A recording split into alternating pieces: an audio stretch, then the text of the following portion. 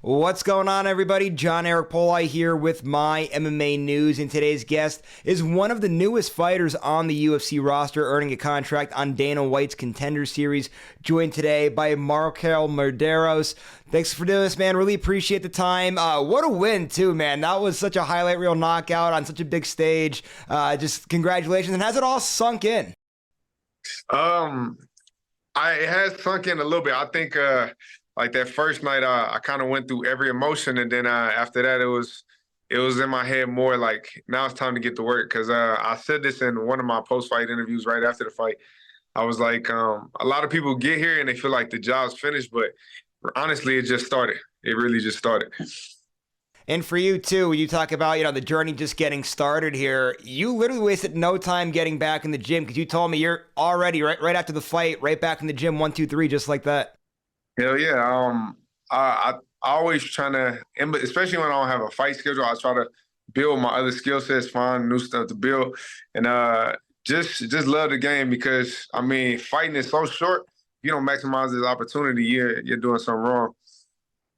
All right, so we have a lot to talk about here today, not only about this performance and future stuff, but I want to actually start with your journey to get to this point. So first off, for anybody, if they haven't ever watched the Contender series, the UFC does a great job with their pre-fight packages where you guys get to tell your backstories as to, growing up, falling in love with the sport and all of that. And for you, a pretty interesting story. If I have it correctly, you essentially gave your dad a call one day. You were living with your mom, decided to move out. He kind of got you involved with the sport. You could explain the story a lot better than I can, of course. So explain that journey and how you exactly got involved with the sport.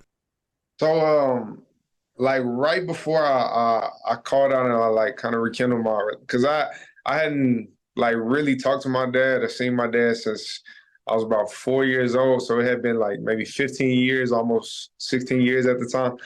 But me, my mom, and my stepdad, I mean, I grew up poor, man. Like I remember one night we went to go eat fucking oatmeal, and it was mealworms in the oatmeal because it was so old, but that's all we had to eat. So we grew up pretty poor. So, and saying that, at one point I was starting to sell drugs, drugs meaning just weed, but nothing crazy. But in Texas, you sell weed, you're like El Chapo. So I was selling weed at the time, just trying to get extra money in the house with them not knowing. I was working at In-N-Out, but really only one day a week. And then I got into some trouble. Everything kind of went downhill, and I got kicked out the house. And I rekindled my relationship with my dad, and he was doing like jiu-jitsu tournaments and stuff like that at the time. And he would take me up to the gym, 24-hour, hit the bag, hold mitts for me. And then eventually I found a gym, and I went there. It was a smaller gym, and my professor at the time, Curtis Hill, he was like, go check out Factory X or Elevation. And I came to Factory X, did the open classes for about 4 or 5 months, begged Mark Montoya to get on the fight team. He let me on. And then, the rest is history. And just like that, into the UFC. But I have to ask, it's funny how life works itself out with everything. I mean, who would have thought that one phone call I'd make to your father would change, your whole entire life around? When you made that phone call, did you ever think this might be the outcome of it? Yes and no. I had my own belief. Well, not the phone call necessarily, but once I got here and I was like, this is what I want to do, I had the belief. I remember even talking to some of my boys, and they would laugh and be like, bro, you're not about to get to the UFC. That's a lofty goal. And I'm like, okay, I'll show you better than I can tell you. You know what I mean? All right, so I want to talk now about Factory X. You had brought it up when you were explaining the backstory as to how you got there. Just talk about what that's been like for you. Obviously, it's a fantastic gym. Anybody that follows the UFC knows a lot of high-level guys out of that gym, so many on the UFC roster now, including yourself. But just talk about that, what that was like first getting involved with them and how they've kind of helped you to grow and get you to this point in your career. Man, it's kind of been a mixture of everything. I think it kind of helped shape me and mold me as a young man coming into being a man. And then also the culture here and how everybody is so it's almost like a family. It's like family oriented, where I know a lot of gyms is more individuals and groups. Here, the culture is different, and I think you can see that within the fighters and how everybody hypes each other up. And it's never just like it's a one-man show, it's a team. And I think that's been the biggest thing in Factory X. And obviously, if you have a bunch of guys with that kind of skill set in one room and that kind of mindset, you just bounce off each other. So with the gym being that successful and having all those guys in it, I want to now get into the fight week and the fight itself here. First thing that I wanted to ask was about nerves. I know a lot of fighters, yeah, it's kind of typical that you do have nerves before a fight, but being that you're at such a great gym, were there any nerves coming into the fight, or no, because you're just so used to always having those high-level guys that you're going against every single day in practice that making that walk out to the octagon is maybe not necessarily a piece of cake, but it might be a little easier on fight night than it is in practice? Yeah, that's always kind of weird to me, right? Because to say you don't have nerves is a lie. I think everybody has nerves. I think it's just kind of how you maneuver around them. But my nerves are a little bit different. Like, I was saying to my coach and my professor all week, like, I just want to get my hands on him. Like, if I can get my hands on him and I can feel him, and then I can look him in his eyes and I can see where he's at, like, as a man, I know where I'm at. You know what I mean? Whether he brings the fight to me or I bring it to him, I know, like, if I can get my hands on him and just feel his energy, then I'll see where it takes me from there. It's kind of like a dog off a leash. Like, if you ever seen a pit bull on a leash, you're like, oh, I hope this motherfucker doesn't get off the leash, because if he does, there's going to be some problems. That's kind of how I feel whenever I'm going into the cage. Well, I feel like that kind of happened in this fight. Just from like when I was watching, this is the way I kind of viewed it. Tell me, obviously you were inside, you'll be able to tell everybody better than I will here. But essentially, he got his hands on you in a grappling situation, and it kind of looked like he was very confident in that moment. You get out of it, right? You turn around, you're back standing up with him, and you kind of just gave him a look. And I could just kind of tell, like, I felt like things switched right then, like when you were able to get out of that grappling exchange there. Did you feel the same thing? Like, as soon as you got out of that exchange, you were like, I got him now? Honestly, I was so excited to just, like, get it going that I was like, as soon as I break out of this, I'm about to kill this dude. So, yeah, what you said, exactly. It was that switch. It was that switch flip. And I think you have to have a balance, because if you get too overzealous, that's how dudes get caught. But if you're too calm, that's how you get ran over. So it's finding your balance, finding your own swag, and finding your own flow, and then just implementing what you got going on. And trust me, I do that more often than not. So.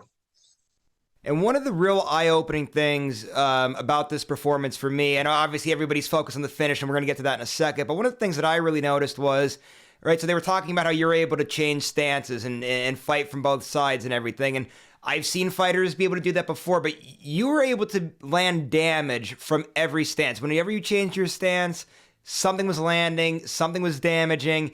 Not everybody could do that. Just talk about that element of the game too, because it's very hard to do, and not everybody could do it. I think that's something that Mark preached early in my career, like especially like playing a bunch of sports growing up. He was like, you'll have good footwork. He was like, I just need you to drill both stances, and not only like also offensively be available to do that, but defensively. Because I remember Paul Felder said it on a broadcast when I watched it. He was like, the new generation is able to do that and do it defensively.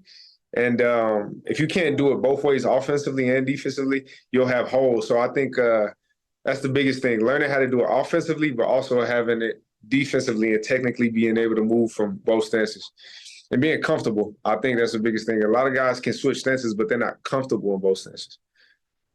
And now, finally, just the last thing in regards to the actual X's and O's of this fight before we move on to a few other things here. Take us through that finish. Obviously, the knee was amazing. Dana White out of his seat. Highlight reel knockout, something that people are going to be talking about for a long time in your career. Yeah, Uncle Dana, that was crazy. The moment was crazy, but in seeing it, if you rewatch the fight, there's a point I caught him with like a low kick, and then I caught him a teep right before both on my rear right side. So as I was pushing him, in my head, I was like, I can either box or I can feint this rear side leg kick and see what he does. And I feinted, and he ducks. So I was like, okay. And I watched a lot of film on him. So I was like, I know when people switch stances on him, he shoots. He shoots a lot. So I switched just to see if he would shoot. I was like, okay, he didn't shoot. So I switched back and refeinted that leg kick, if you watch it. And then I threw the knee. And, I mean, it just happened to be perfect timing. And I mentioned right about Dana being out of his seat afterwards. I know you guys did exchange a few words following the win there. What did you guys say to each other? He was just basically telling me that he loved the performance, he loved the composure. I mean, I don't think he didn't say anything that he didn't say during the press conference or when he was talking. He was just like he loved everything, and I'm young, so to hear that, it was like that was one of the moments where it was like, okay, it was shocking, like the emotion and everything hit it. But I mean, I loved it. I loved it. I loved that he loved the performance for sure. So did you celebrate afterwards then? Obviously you're in Vegas, a big win. It's really easy it's easy to celebrate out in Vegas. Did you find somewhere to celebrate or did you take it easy? Yeah, Dana, he gave us a bottle of Hollahead whiskey afterwards, and we drank half of that shit before we left the parking lot. So yeah, we had a good night. That's a good celebration, that's for sure. They're glad you guys were able to sink it all in and have a few drinks after that great performance there. Just last thing now before we wrap things up for the day. When's the debut going to come? Are we looking at early 2024? I know we spoke a little bit before we came on air. A couple of your teammates fighting in the December card right at the end of the year there. Any hopes of maybe getting on that one? Yeah, for sure. I want to get on that December 16th card. I mean, if I can get on that, that'll be optimal. I mean, that was my fourth fight this year. So, I mean, I've been super active. If I don't get it, so whatever. But I'll still come there and support. But I do want to get on that December 16th card for sure. All right, man. Congratulations again. It was a great performance. You're going to have a bright future here in the UFC. We can't wait to see the debut. Just last thing before you head out for the day. Go ahead, plug your social media. This way people know where to follow you at. If you have like management, sponsorships, all that good stuff that you got to plug, any shout outs you got to give, take it away, man. You get the last word today. Just want to show some gratitude to my management team, Iridium. Also, this hat company right here, QMP and QMP Co. They sponsored me for this fight. And then you can find me on social media at Marquel Mederos on everything. It's nothing crazy, just Marquel Mederos.